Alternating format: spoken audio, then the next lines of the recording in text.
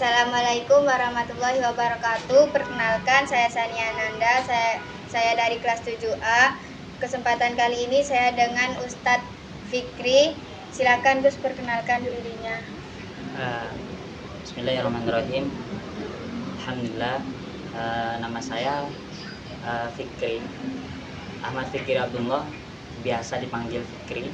Kesibukannya apa Ustadz? Kesibukannya saya masih dalam proses belajar ya di pondok pesantren. Tempatnya di mana? Tempatnya ada di Situbondo, Sukorejo Situbondo. Salafiyah Syafiyah Sukorejo Situbondo. Dalam podcast kali ini, tema yang akan dibahas ialah keutamaan di bulan Ramadan. Di podcast ini kita akan berbagi cerita yang kita menambah pengetahuan. Jadi pastikan untuk tetap bersama kami hingga akhir. Baik, langsung saja kita mulai. Pertanyaan pertama, Ustadz, mengapa bulan Ramadan begitu istimewa dalam Islam? Saya mulai. Pertama, Ramadan itu kenapa begitu mulia? Kenapa begitu istimewa dalam sejarah umat Islam? Lantaran bulan Ramadan tersebut merupakan bulan yang dikhususkan atau diistimewakan untuk umat Nabi Muhammad saja. Artinya umat-umat lain tidak mendapatkan kekhususan bulan Ramadan. Seperti halnya yang disabdakan oleh Nabi, wa Ramadanu syahru ummati. Kalau di sabdanya yang lengkap itu kan Rajab itu bulannya Allah, Sya'ban itu bulannya Rasulullah, dan Ramadan itu bulannya umatku, umatnya Nabi Muhammad. Sesuatu yang khusus, sesuatu yang istimewa itu harus kita tidak menyia-nyiakannya sebagai kaum muslimin yang memang benar-benar sudah diistimewakan oleh Allah.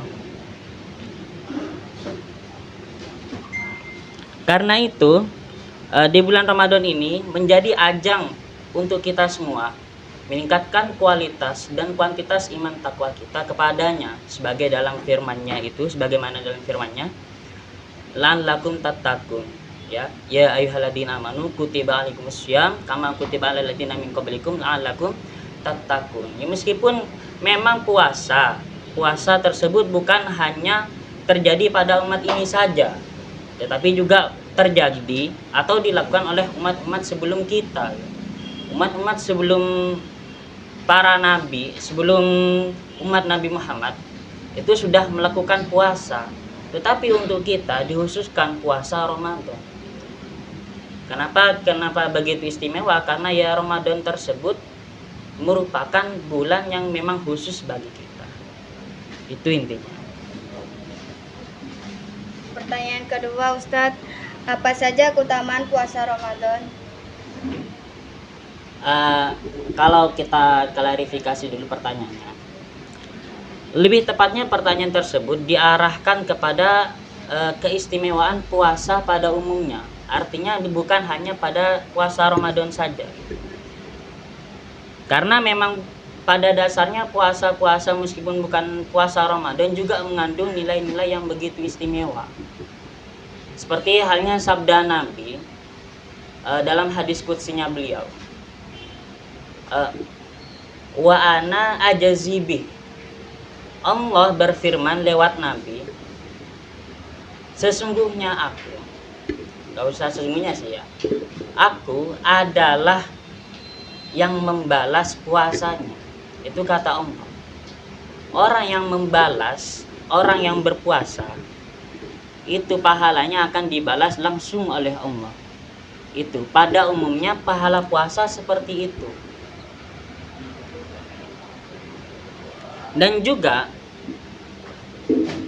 juga puasa itu juga mempunyai beberapa keistimewaan.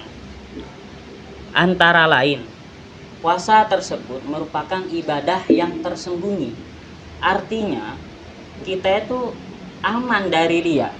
Kan gak ada kan orang yang ketika puasa dia riya gitu. Dia riya, dia pamer kalau saya lagi ibadah puasa. Mungkin dalam ibadah sholat, zakat, haji dia bisa pamer. Tapi kalau dalam ibadah puasa, menurut saya itu tidak ada kemungkinan dia bisa pamer.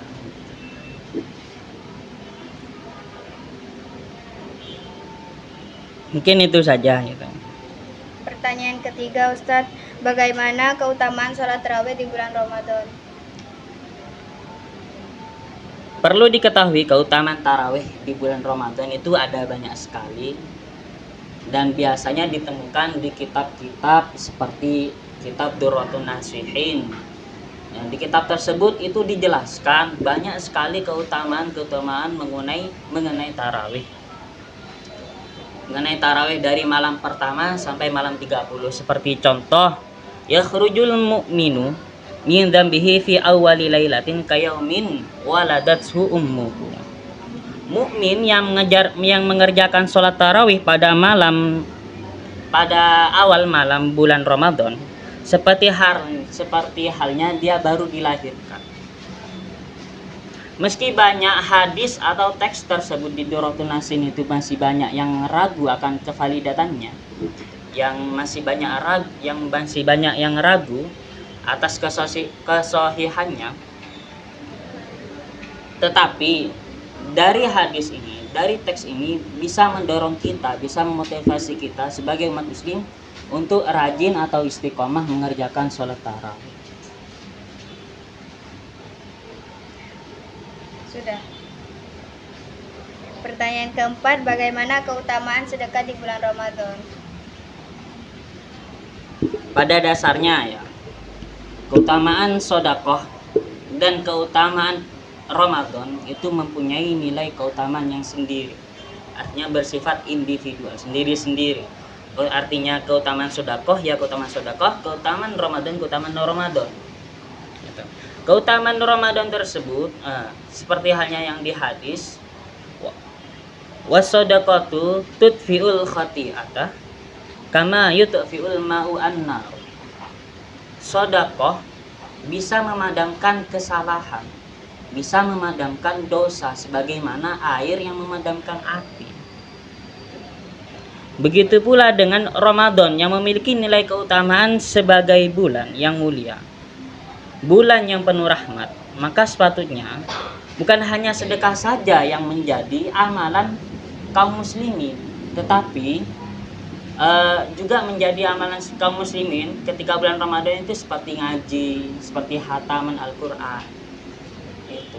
Bahkan ya kalau kita telusuri lagi penduduk Tarim, penduduk Yaman itu bisa menghatamkan Al-Quran 30 juz dalam tempo 3 hari. Artinya dalam 1 hari mereka bisa membaca sebanyak 10 juz.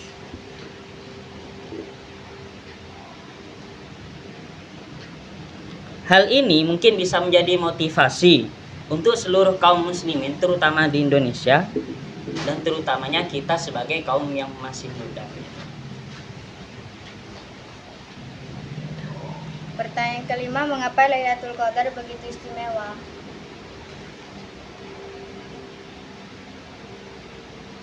Perlu diketahui, di bulan Ramadan terdapat suatu malam yang begitu istimewa, yang begitu dicari-cari oleh para pegiat Ramadan, para ulama salafunas sholih, yaitu malam Lailatul Qadar.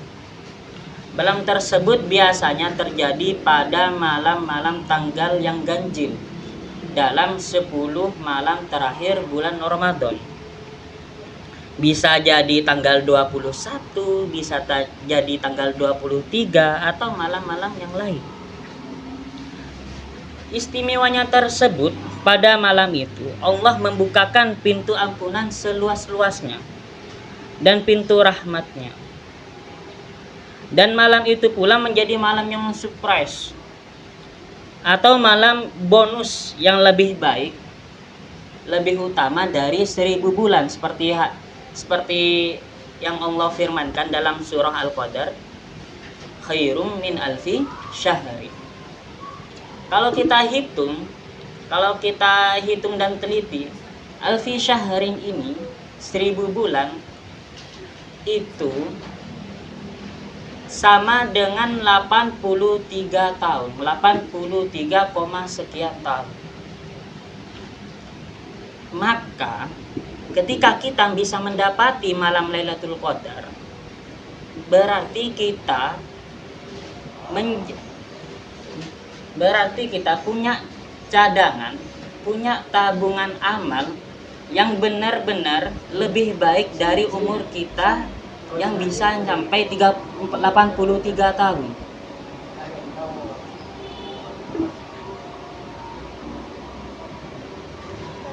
Termasuk dari keistimewaan malam Lailatul Qadar, banyak riwayat yang menceritakan bahwa di malam tersebut Al-Quran turun. Al-Quran turun ke bumi, alias ke langit bumi. Namanya itu Baitul Izzah. Dari Lauhul Mahfud sampai ke Baitul Izzah. Maka malam tersebut menjadi mulia, sesuai yang pernah Al-Fakir dengar dari guru kami, bahwa sesuatu yang berkaitan dengan Al-Quran itu bisa jadi mulia. Malam yang turun ketika Al-Quran turun malam tersebut, maka malam tersebut menjadi mulia. Ketika bulan tersebut seperti bulan Ramadan itu turun Al-Quran, maka Ramadan menjadi bulan yang mulia. Hal ini seperti yang difirmankan oleh Allah, Syahrul Ramadanal ladzi unzila fihil Qur'an. Apalagi kita sebagai umat yang menerima Al-Quran, yang mempelajari Al-Quran, maka kita bisa menjadi salafun sholih, bisa menjadi bagian dari para kaum sholihin disebabkan Al-Quran.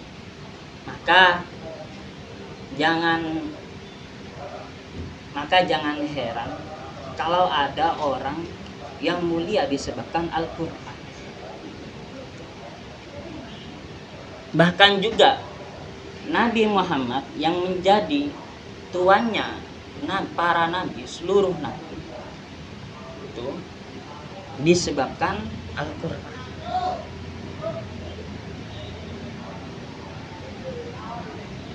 Sebelum menutup tanya jawab podcast ini, apakah ada pesan bagi anak-anak SPKM Nur agar tetap rajin menjalankan ibadah puasa di bulan Ramadan?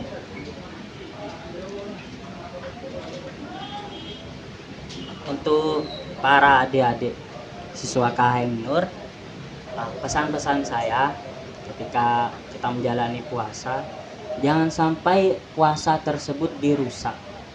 Jangan sampai puasa tersebut batal pahalanya, dikurangi pahalanya.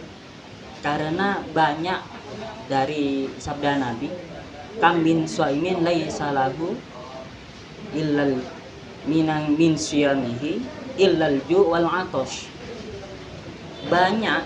Betapa banyak dari orang-orang yang berpuasa, mereka justru tidak mendapatkan apa-apa dari puasanya tersebut. Hanya saja cuma mendapatkan lapar dan haus. Maka kalau kita hanya mendapatkan lapar dan haus, berarti kan puasa kita kan sia-sia. Maka terutama untuk siswa, adik-adik saya, siswa KM Nur, dan terutama seluruh kaum muslimin, jangan sampai pahala puasa kita hilang, jangan sampai pahala puasa kita batal atau dikurangi. Itu ya. Apa yang menyebabkan pahala tersebut dikurangi? Imam Ghazali dalam kitab Bidayatul Hidayah menukil sebuah hadis, atau kalau nggak salah di kitab Ihya Ulumuddin, khamsun yuftirnas shaim. Ada 5 perkara yang membatalkan puasa. Maksudnya membatalkan pahala puasa. Yang pertama ghibah. Yang kedua mengadu domba. Yang ketiga, berbohong. Yang keempat, persaksian yang palsu atau dusta. Yang kelima, memandang dengan syahwat. Jadi ketika kita berpuasa, maka jagalah paling maksimal lisan kita. Ya, jaga lisan kita karena banyak orang-orang yang celaka karena lisannya. Itu mungkin sekian dari saya. Amin, mudah-mudahan nasihat dari Ustadz ini bisa membuat kami menjadi istiqomah. Amin. Sekian dari saya Ustadz, mohon maaf apabila ada salah kata yang kurang tepat. Wassalamualaikum warahmatullahi wabarakatuh. Waalaikumsalam.